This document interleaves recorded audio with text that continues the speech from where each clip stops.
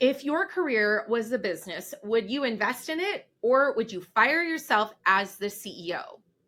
Now, I ask this question because if you've been listening to this podcast for a while, you know that I have a philosophy that the greatest product you will ever work on is you, AKA the product of you.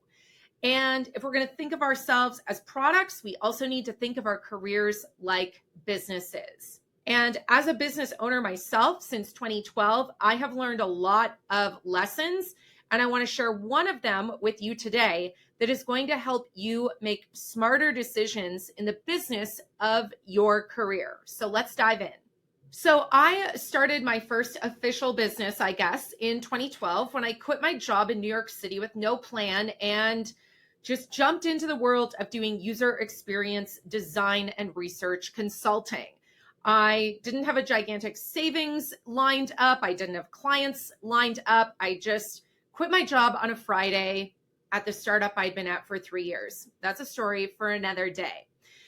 Along the way, I have learned a lot of important lessons. And one of the things that's really stuck with me is this idea of, in order to advance your business, you need to stop working in the business and start working on it. And I can't remember where I initially heard that, but it is so true. As a business owner, it is so easy for me to get stuck in my business because when I'm working in my business, I feel busy, right? At the end of the day or the week, I'm exhausted.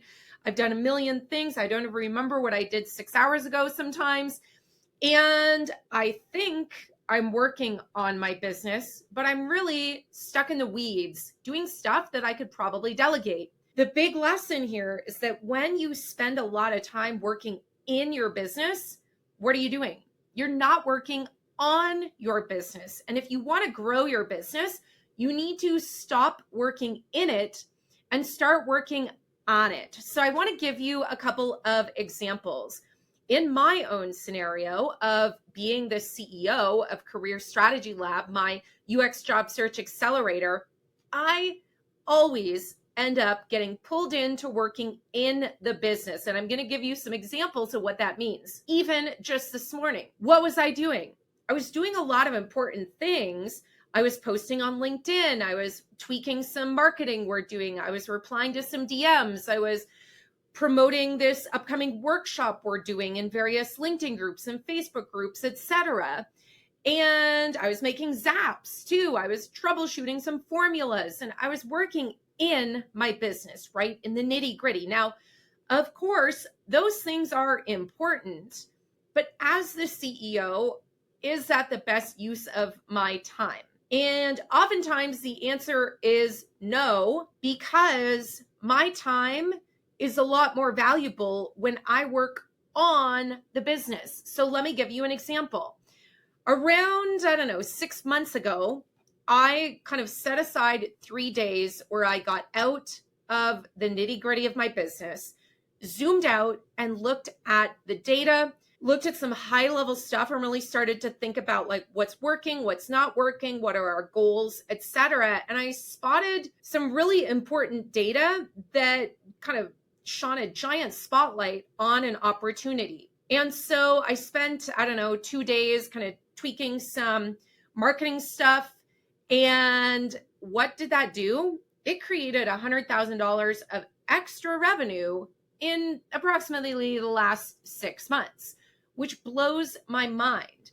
But I never would have kind of turned on that marketing strategy if I had not taken the time to first find the data, then write the data down, then look at the data. I would have never have seen the trends and seen what's working and not working and been able to put all of my energy into this kind of new idea we had, which when we tested it worked. But I had not looked at the data closely enough to realize, wait a second, if we just keep doing this, that's amazing. And like I said, that idea has generated $100,000 of revenue just in the last 5 or 6 months, which is amazing to me. So I personally am trying to spend more time working on my business and not so much in my business. And it's super hard because I love problem solving and fixing zaps and stuff. But when I think about, wait a second, what if I found another problem or opportunity that was another $100,000 of revenue? What would that do to us, right? So I want to give you two more examples of working in a business versus on a business. So what about a cupcake bakery owner? So what do cupcake bakery owners kind of look like when they're working in their business? They're probably waking up super early to bake the cupcakes, right? And make the batter and put it in the oven and decorate them and everything. Then they're maybe managing takeout orders for catering, or, oh, one employee is sick and now they have to find a replacement. And they're doing all of these tasks that make them feel like they are working on the business, but they're really just stuck in the weeds of the business. If this cupcake bakery owner were to zoom out and work on their business, they might realize that like 60% of their profit comes from large kind of catering orders for like weddings or offices or whatever. And as a result of that, they might realize, wait a second, if we put more time and energy into marketing towards those people, we can have a lot more profit than we get from kind of just the average walk-in customers, right? But they don't know that because their energy and their eyes are in the business. And so for that person, maybe that's what would happen if they zoomed out and started working on the business of their bakery, right? Okay, next up, a physical therapist. Physical therapist, what does it mean for them to be working in their businesses? Obviously, they're seeing patients, they're maybe doing insurance paperwork, they're managing cancellations, they're posting on social media, they're doing laundry, right? Because physical therapists have a lot of laundry. And they, are juggling appointments because the other physical therapist in their office is sick. And now they have to figure out how to take on their clients for the day. And they're busy. At the end of the day, they feel like they've had a productive day because they were working in the business. But after 4 weeks or 4 months of working in the business, has the business really grown or has it just survived, right? So if a physical therapist were to flip it and start working on their business, they might look at their data and they might realize, wait a second, 70% of our patients come to us through word of mouth and or running injury related problems. And they might realize, wait a second, if we really honed in on the running crowd, this could be amazing for us. We would maybe have to do less marketing because runners often belong to run clubs, right? And when there's a club, there's word of mouth, etc. And so that physical therapist might be able to grow their practice by focusing on this niche of runners, which provides kind of a baked-in referral system just due to the nature of how social running can be.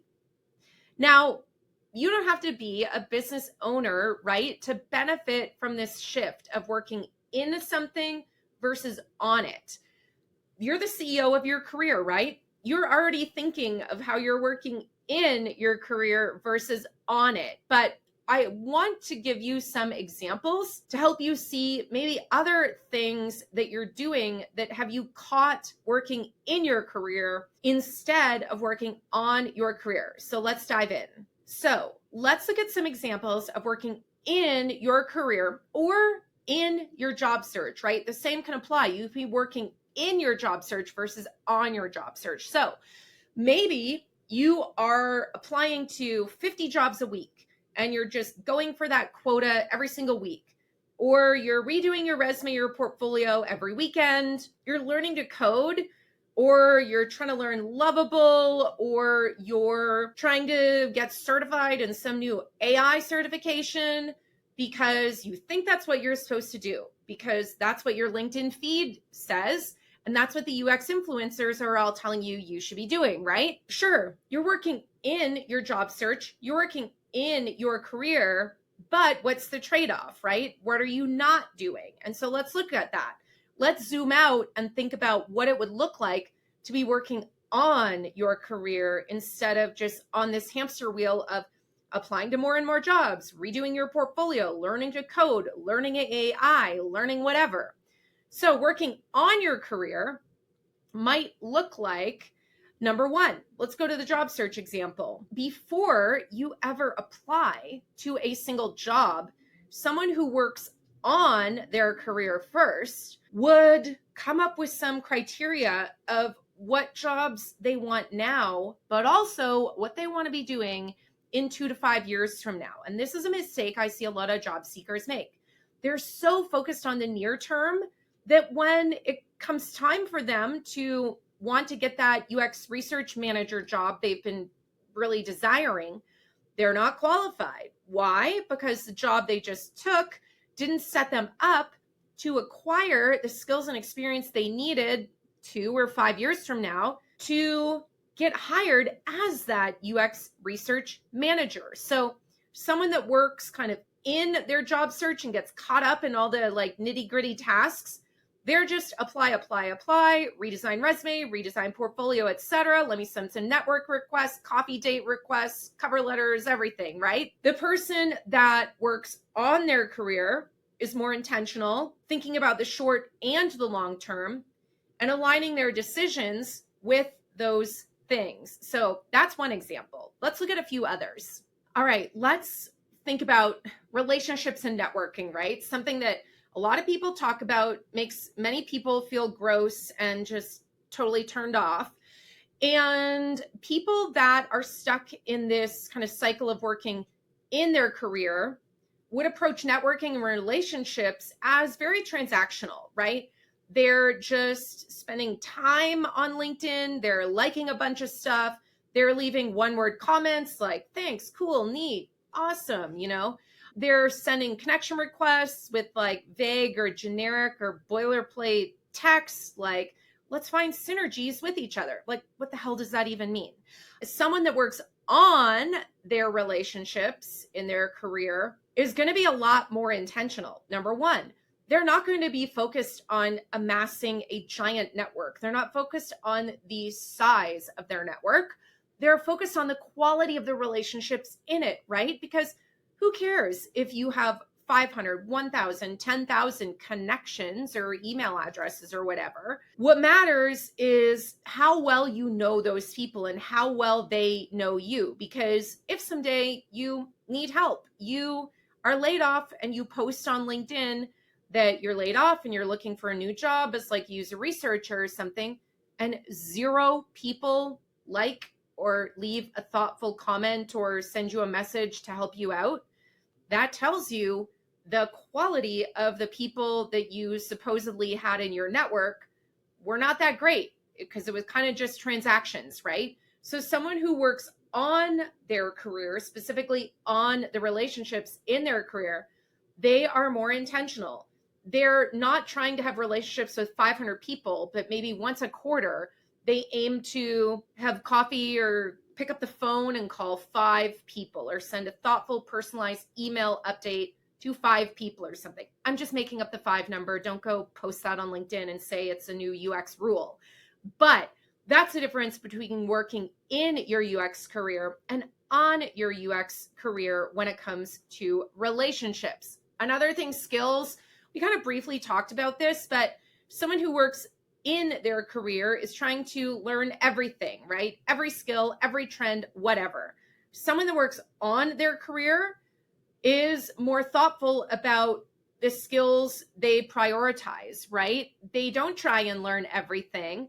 They focus on learning the skills that align with their goals and that are more timeless in nature. And by that, I mean things like writing, speaking, critical thinking, etc. Because if you try and learn 100% of the things in a certain software, you might wake up 2 years from now and find that software is gone, right? And then how good of a use of your time was that? So working in your career versus on your career. Let's keep going. As a business owner, I kind of shared some of the trade-offs of working on my business versus in my business, right? And in my case, When I stopped working in the business 6 months ago, I figured out how to make an extra $100,000, which was amazing. So for you, I would challenge yourself to think about, what am I costing myself by being stuck working in my business instead of on my business? Obviously, time. Is it money? Is it energy? I don't know. These are questions you have to ask yourself. Is it confidence, right?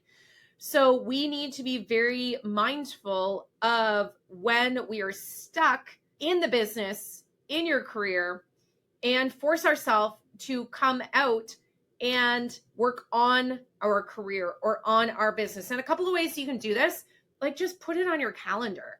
Maybe it's once a month, maybe it's every Friday, maybe it's every June or something. You have to decide the cadence that is right for you and the time you have available, etc. But in order for this to happen, as with many things, if it's not on your calendar, it's probably not going to happen. So put it on your calendar, like literally hit pause right now and send yourself a meeting invite for this Friday, the 30th of the month, 6 months from now, whatever it is. And just put in the calendar invite, like, am I working on my career or in my career? Or you could do this with email, right? You could schedule yourself an email to go out in a couple of days, weeks, months, whatever. I honestly do that. I have these emails and I just keep reminding myself every time it comes to my inbox. And I'm like, okay, send this to me again in 3 months or whatever. Very easy. All right. So I want to leave you with some actionable tips in addition to scheduling this so it actually becomes a priority and happens. One really great resource is to revisit your career roadmap. If you don't have a career roadmap, I really strongly suggest you make one. Similar to a product roadmap, it's a roadmap for your career. You can get your own copy. We'll link it in the show notes. But if you just go to careerstrategylab.com/career roadmap, you'll find the link. Really, it's about thinking about, where am I now? Where do I want to be in the future? What is stopping me? And it's as simple as that. And answering those 3 questions helps you prioritize what skills you need to learn, right? What relationships maybe you need to prioritize. The other thing I would challenge you to do is a career audit. Like I said, don't just wait for your performance review to roll around. Be proactive about this. And I'm actually doing a mid-year UX career audit on June 24th.